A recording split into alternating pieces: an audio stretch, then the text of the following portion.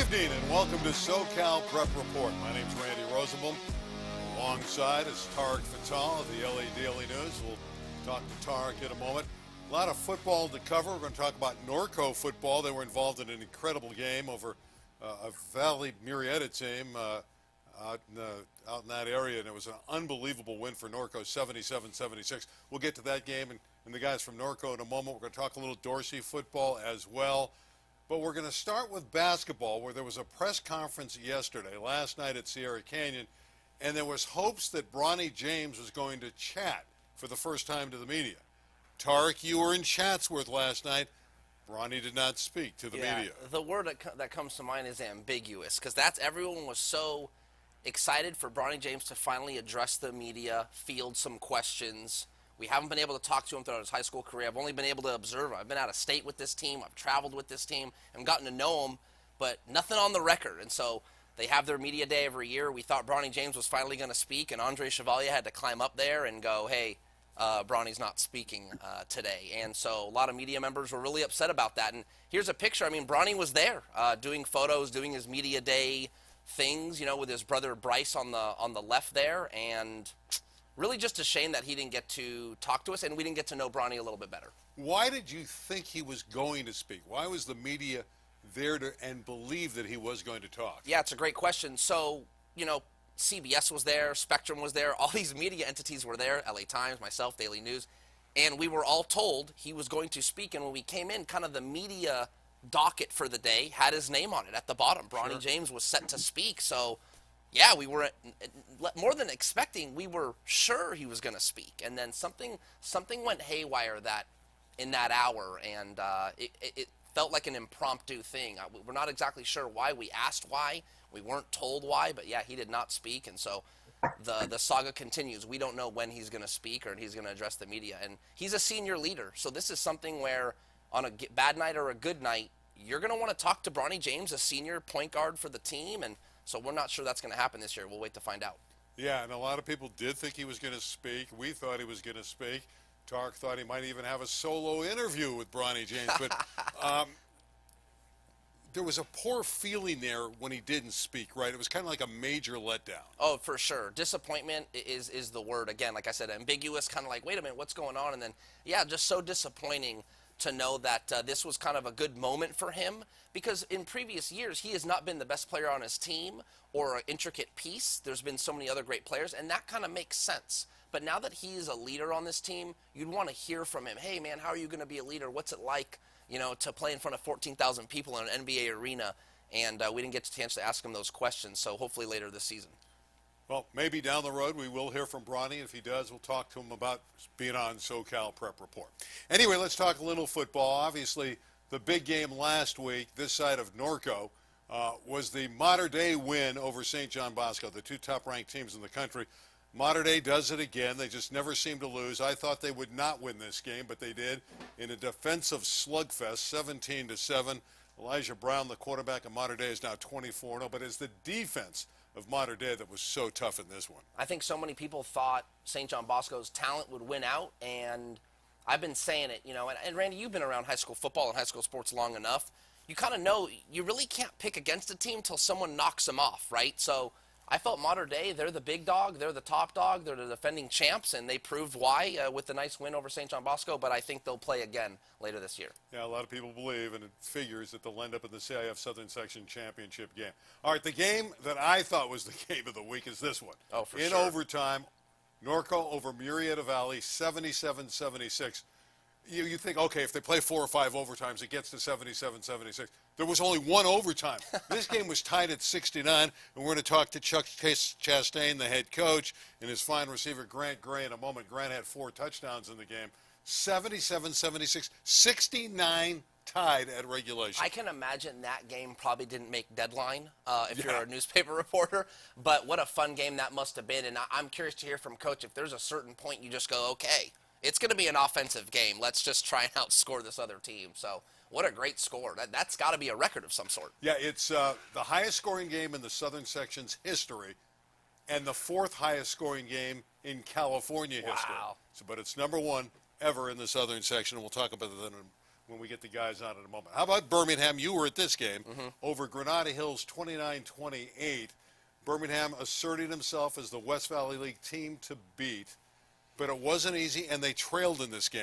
Correct. It was 14-0 real quick, and Birmingham comes back and wins by a point, and I think that was Granada's only chance to maybe get into the open division by knocking off Birmingham. It's not going to happen. I see Granada being like a 1 or a 2 seed in Division I, and I see Birmingham being another open division contender. Yeah, of course, there's a couple other teams still in that league that have a chance. One of them is El Camino Real, and we'll have their game on tomorrow against Taft, and we'll have more about that a little bit later. But right now we want to turn our attention to Norco football. We're going to bring on Chuck Chastain and Grant Gray, his wide receiver. I know you're excited about this because I'm sure you want to learn about this game. Oh, I want to hear all about it. I want to hear about the success, and there had to have been some frustration, too, when another team scores 76 points. Yeah, 69 during the regular session. That's a lot of points. So we'll bring in Chuck Chastain. He's in his 10th year as the head, well, actually 9 years as the head coach, 1 year as the offensive coordinator. Grant Gray is a two-sport performer. He's also on the baseball team for Norco. Gentlemen, welcome to the program. Appreciate you having Coach, us. great to have you guys aboard. Coach, tell us about it. What was the great part of the 77-76 win? What was the part of the game that just drove you absolutely nuts? Tell us about this unbelievable game. Well, everyone kept saying great game, and I said I don't know if it was great. It was definitely exciting. But they're a very high-powered offense. We did not expect to shut them out. They have tons of weapons. We felt that we could score when we needed to. To say that we thought we'd get that high would be a lie, but we knew we could score. And it was just a crazy ending. You guys weren't there, so just recap for you. So we told our defense at halftime we needed to get 2 stops to get in the game. We were down 28-42 at half because we had 1 mishaps going in to score before the half.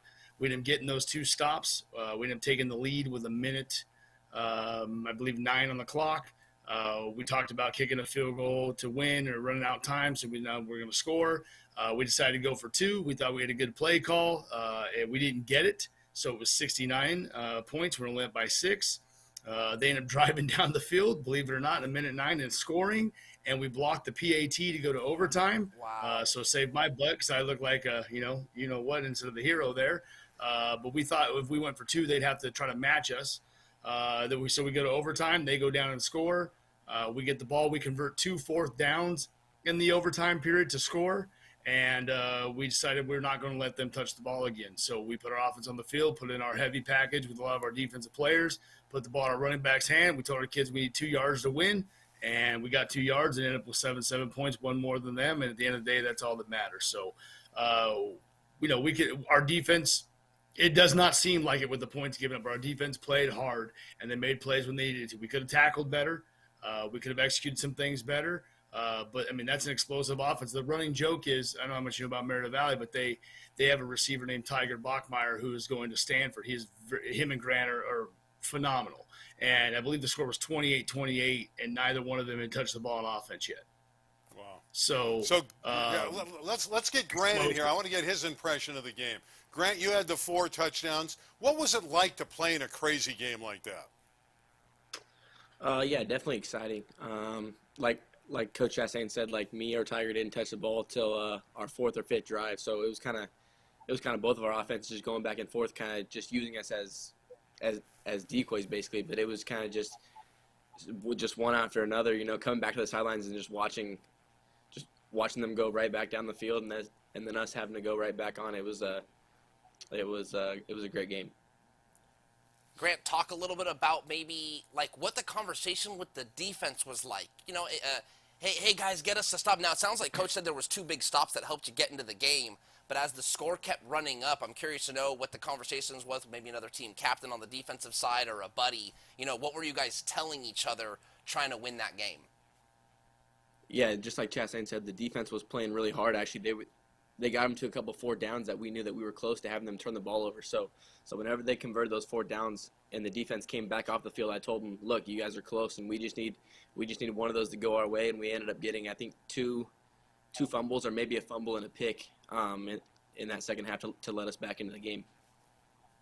Coach, what was the media frenzy around that game like after you won a game like that, which was so historical, 77-76?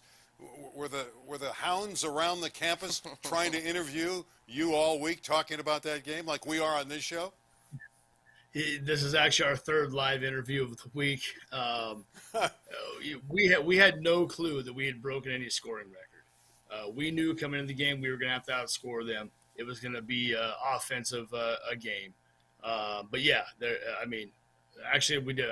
This is the fourth one. I take that back. It's three live, one on the phone. This is the fourth one. So everybody is excited. There's a lot of buzz about it. But the reality for us is, it's a league competition. It's a great opponent. The odd thing is, here we played them. We had the mishaps. We turned the ball over. They went down and scored and went for two to win the game and didn't get it. This year we get the turnover. We go down and score, go for two, and get it. And so 2 years in a row against a phenomenal opponent, great staff, well coached, good kids.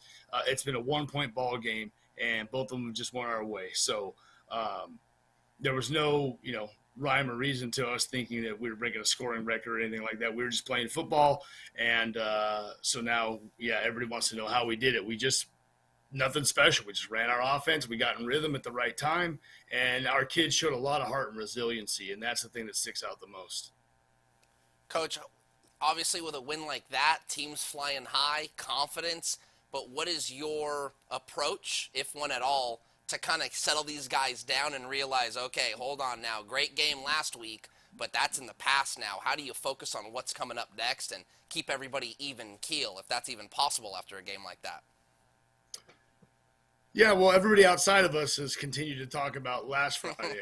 Inside our office and our locker room, we haven't talked about it at all. We're moving forward. We've had 2 great days of practice. We get Roosevelt, another league rival, coming to us tomorrow night for homecoming. Obviously, we got to perform at homecoming. Then we go on the road to Chaparral, and then we get our league rival in Centennial. So there's still lofty goals out there for us to achieve, and we're not focused on the past. We've corrected the mistakes in that film. We've done our film set. We're moving forward. So not a lot of talk on our end about that game. So we're just trying to get better every day and continue to move forward. So I feel good about how we practice, and the hype has been outside our locker. Our kids, without sounding cocky, expect to perform that way. Our goal in offense is obviously any offense is never be stopped. But there was not a single punt in that game, not one on either side of the football. Wow. In your parts, Corona Centennial is the big dog. But you knocked them off a couple years ago and stopped their 57-game winning streak in the Big 8. Now you're part of the Big West. I know, Grant, you were there. What was it like beating Corona Centennial, and how much do you look forward to that game at the end of the year playing the Huskies? Yeah, it was a big win for us. I think the last win that they had against Centennial was when my brother was there. So definitely breaking that 57-game win streak was a huge thing for us, and then playing them at their place this year is going to be a battle. And Grant, tell us about you, the two-sport athlete. How difficult is it to be successful as a football player and baseball player at the highest level? Because obviously you're pretty good at both, because you're going to play both at UCLA. Yeah, it's just time. Just time and effort. Sometimes coming straight from football practice straight into the batting cage that I have at the house here. It's just my determination and focus and how much I want to put into it. So it's really just all on me. Coach, when you're on these shows and these interviews and you listen to Grant answer these questions, and he's articulate, he's got charisma, he's like, this guy's like a model student athlete. I mean, would you not consider him, one of Norco's, best student athletes in your program? Is he someone that you see young kids, want to look up to? Talk about Grant and just kind of all he's accomplished. Yeah, well, my relationship with Grant is pretty special. I've actually known him since he was born. So, his father was able to play in the program. His family's very oriented into, all Norco graduates, et cetera. They're still in the community. So he's been special since he was a little kid, but he does a great job of embracing the legacy. We got Travis Dye at USC, and we got a Pat Harlow 20 years ago at USC. We got Troy Dye in the NFL, and these guys all give back and have kind of set the the tone of what the alumni should do, and he's just the next piece of the puzzle there. He's a great job. I mean, the young kids in our community look up to him. They love him. He's a great job of being available to them and making himself present. He's a great job in the classroom. And, you don't come to our school and start in both sports as a freshman and contribute in CIF playoff games on either end without having a determination and a work ethic and a resolve that, most kids would rather be playing video games or something. Grant's not that kid. He's going to put in the work. He's going to get in the weight room. He said we know he does batting and so on after practice. When he's in baseball season, he's coming to our practice at least to be there visually and learn and teach the young kids. And so he's just the next great player in Norco High history. He actually, I believe last week broke all 3 records. Will be the leading receiver in school history for touchdowns, yards, and receptions. And he's done a great job of building the legacy and continuing. We talk about all the time, when you're gone, what's your legacy? We call them the ghosts of the past. What have they laid down for the future generations? And Grant's done a great job of being a community member, contributing, and really setting the example for the youth. And we're proud of him. Can't wait to see him at UCLA. We still got some work to do here, but really, really proud of what he's been able to do for the community and the youth, and just helping us grow as a whole. Well, Norco's 5-2, 2-0 in the Big West Conference in the Upper Big West. Grant, final question for you. You've been watching UCLA run the table to this point. They're 6-0. How much are you looking forward to being a Bruin? Oh, I mean, I can't wait. I think I've been to every single home game that they've had this year, and I've been down to the practice facility a couple of times to watch their practices or just to watch film. And I just can't wait to get over there and show my skills. Well, congratulations on a great football senior year. You've been there 4 years playing varsity football and varsity baseball. You got 11 touchdowns this year, over 50 catches. You're having a great season. Congratulations. Best of luck down the road in high school and when you move on to UCLA. And Coach Chastain, congratulations on a wonderful win last week. We'll put it on the back seat now. We'll forget about it. Good luck. Upcoming games, the big game with Centennial, and on to the playoffs. Thanks, guys. We really appreciate it. Appreciate you having us, guys. Thank you.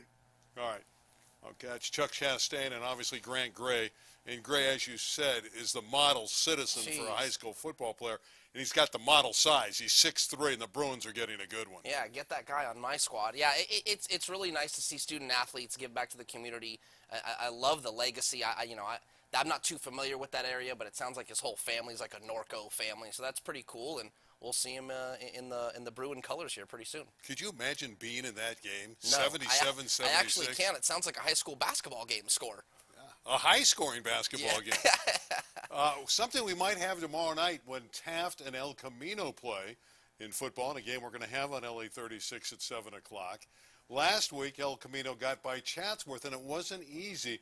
But they had a guy by the name of Drayton Fowles who had a magnificent game. He's a backup running back, but he's talented. He gets a lot of snaps. Ended up with 3 touchdowns. He caught the first touchdown of the game on the opening drive. We're going to see it here. Hall gets it to him, and Fowles took it the distance. And this set the tone for El Camino winning not too comfortably. It was a little tighter than they expected at the end. Give Chatsworth credit on their homecoming. They really battled. But El Camino got their 4th straight win. And Fowles was terrific. Yeah, I think maybe one of the storylines for El Camino Real that a lot of people don't know is that they haven't been able to play any home games on campus. Right. They have a field that's unplayable. It's actually dangerous. It's been melting in the heat. It gets real slick in the cold. So they've been having to find different places to play their games. And despite all that, they're having a pretty good season and contending for a West Valley League title. And they'll be favored tomorrow, but they have some injury issues to deal with. Won't be easy for El Camino Real tomorrow night. They have 2 of their big offensive linemen are out, and 2 of their defensive linemen are out. Jaden Williams is a great player. He's not going to play. Vladimir Derbeshian's probably not going to play. And Devin Howard is a terrific running back, receiver, does everything on offense, very versatile. He's probably not going to play. Yeah, it might be a tough game for El Camino Real, but, Jason Sabalic's going to have them ready, and it's kind of funny. It's going to be the battle for supremacy of Woodland Hills, but in Reseda. They're going to play the game at Cleveland High School, so I like the Royals in that one. Yeah, and we're going to have that for you at 7 o'clock. And the oddity here is El Camino already has a win at Cleveland against Cleveland, and they're going back. Taft played there last week and lost a heartbreaking game at Cleveland. So Taft, in back-to-back weeks, is going back to Reseda, back to Cleveland. That's not very far. They're both from Woodland Hills. So really, it's the championship at Woodland Hills at stake tomorrow. And two teams that won lower division city titles. So you have two championship teams that are going to go head-to-head tomorrow right here on LA 36 at 7 o'clock. All right, we want to talk a little Dorsey football. We have a wide receiver. It's a wide receiver fest. We just heard from Grant Gray. We have Jeremy Ofuleme. Ofuleme is a wonderful wide receiver. Dorsey's having a good year. They're 4-3 overall, but more importantly, 2-0 in the Coliseum League. And Jeremy joins us now. Jeremy, good evening. Good evening. How you doing? I'm doing well. Tell us about you. We don't hear a lot from the inner city schools. There's no stats online about Jeremy. There's really nothing we read about Dorsey High School. We know it's a legendary program. We know Stafon's a great guy. You're a coach, Stafon Johnson. Tell us, what kind of player are you? Are you scoring a lot of touchdowns? Do you even know your stats? Do you even care about your stats? Well, in my opinion, I think I'm an all-around player. This is my second game back. We just getting all of our teammates back.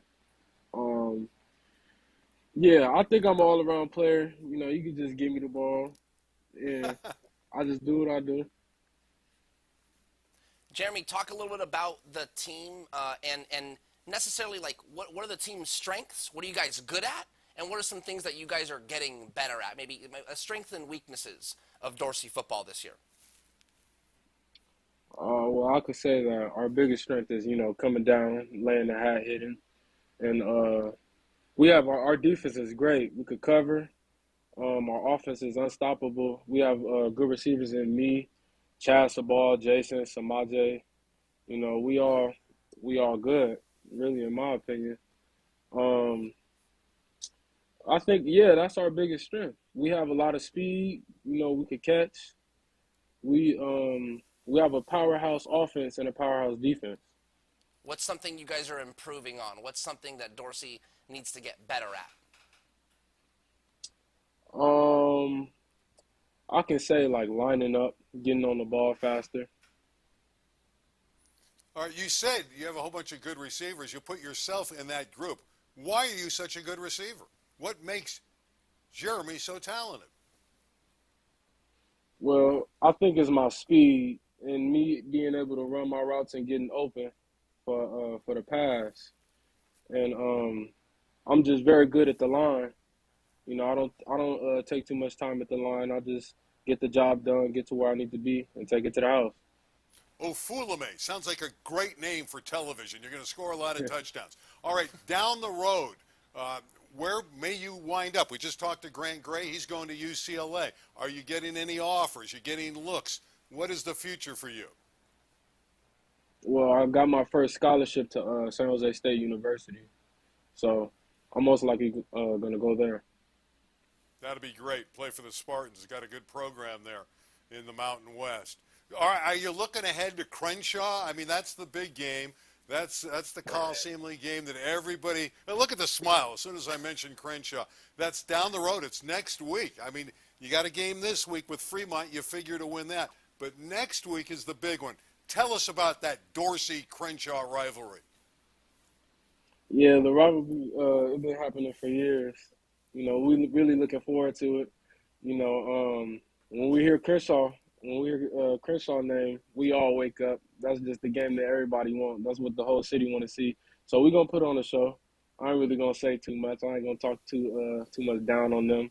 But we going to do what we got to do, and we're going to execute and come out with the victory for sure. Good for you, Jeremy. Spoken like a true pro. I love that already. My question, Coach Johnson. I mean, a legend high school player and college player in his own right, and now back coaching high school football. I know Coach Johnson a little bit. Every time I see him, hey, man, how did Dorsey do this week? And he always has a smile on his face. He enjoys teaching you guys the game. Can you talk about what Coach Johnson has done to impact your game? Coach Stafon always says, the best ability is availability. And he's always on us about that, making sure we got to do what we got to do. Make sure our, mental is straight. And he's just one of the best coaches I've ever had. he's just always providing like everything for us. He making sure that we straight, he on and off the field.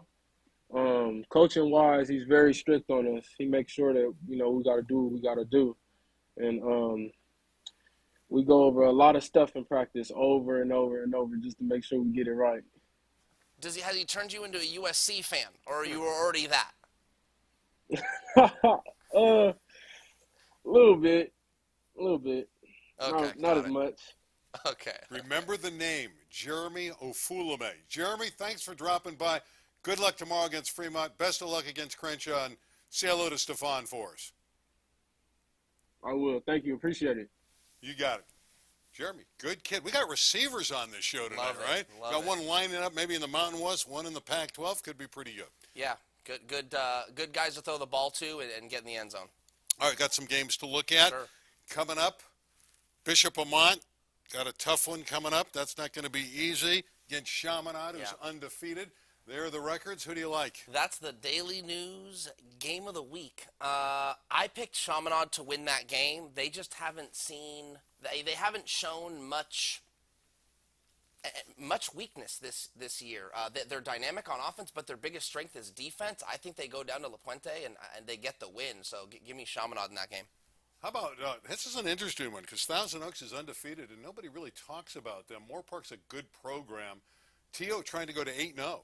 This is a program that at one time had a 26-game losing streak. I'm talking about Thousand Oaks. They hire a coach named Evan Yabu. They get a couple wins in that spring abbreviated season when there was COVID. And since then, they've just been on an upward trajectory. Look at them, 7-0. If they win this game at home against MOORPARK, they will clinch at least a share of that Canyon League title. So the story there is a huge turnaround in just a couple years. The Lancers are a really, really good football team. And the best game in the city this week is going on right now. It's 7-0 against 4-4. And the last we heard, it was San Pedro 7-0 at halftime. So 7-0 record. They're 7-0. Now where's our update? We just got it clicked in for us. So the Pirates up to 14-0 as we speak. Walsh does a great job there. Corey Walsh is young. His team is obviously a tremendous defensive team. From day one, for me, they've been the best team in the city. Carson's been coming on, so this was a little bit of a potential roadblock. That's a good performance so far by San Pedro. I think San Pedro's one of the usual suspects when we come to the City Section Open Division. I anticipate them being in that field, but I just got done talking about it with Mater Dei.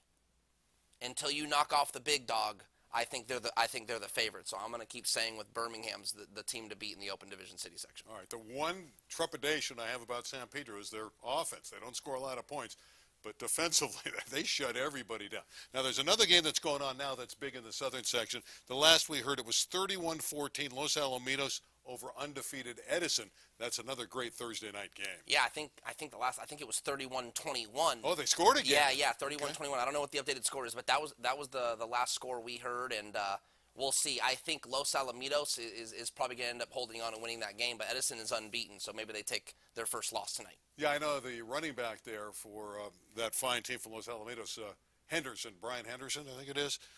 He's got over 150 yards even in the first half, so goodness knows how many he's got by now. So you know where you're going to be tomorrow night? Any clue? Yeah, tomorrow night I am going to be at Alemany, Notre Dame, Sherman Oaks. What? That's not for a championship or anything. Yeah, no, actually, and I can say this. I called Casey Clausen today, and I said, hey, man, just make sure my name's on the parking list coming to the game tomorrow night. And he goes, why are you coming to our game? I want to check out. I want to check out the game. I got a column I'm working on. We got Crespi 0-7. Notre Dame's not doing too hot. Alemany. If you're someone that's followed high school football in the Valley for a long time, those are traditional powers that have kind of fallen on hard times. And I want to go see it with my own two eyes and maybe even write about that a little bit. So I got a story in mind for that game. I got a story in mind for my game tomorrow night. It's going to be interesting. Taft against El Camino Real. Again, it's our game of the week. It's our final game for El Camino. They're 3-0 on our air this season. And even though they're favored, it's going to be a difficult game because of the injuries. So it's 7 o'clock tomorrow night, live from Reseda in Cleveland, at Cleveland. It's going to be El Camino Real again on the road, although they're the home team, the designated home team, playing against a Taft team that can score. So that should be an interesting game. And now we have a further update on the Los Alamitos game. The Griffins over the Chargers. Is that a final, Larry? No, they're still going on there in the fourth quarter. 45-21, Los Alamitos. I think Los Alamitos has like a really good quarterback. I'm not sure what his name is, Malachi though. Nelson? Oh, yeah, never heard of him. Yeah, never heard of him either. Yeah, he's really good. They got that running back. Henderson's doing pretty good tonight. Talk was fun. It always is. Went fast. Should have been faster. Could be next time. You never know. For Tarek, I'm Randy. We'll be back next week, Thursday night, 9 o'clock, right here on SoCal Prep Report. But remember, tomorrow at 7 o'clock, Taft and El Camino on our air. We'll see you next time, right here on SoCal Prep Report. Good night, everybody.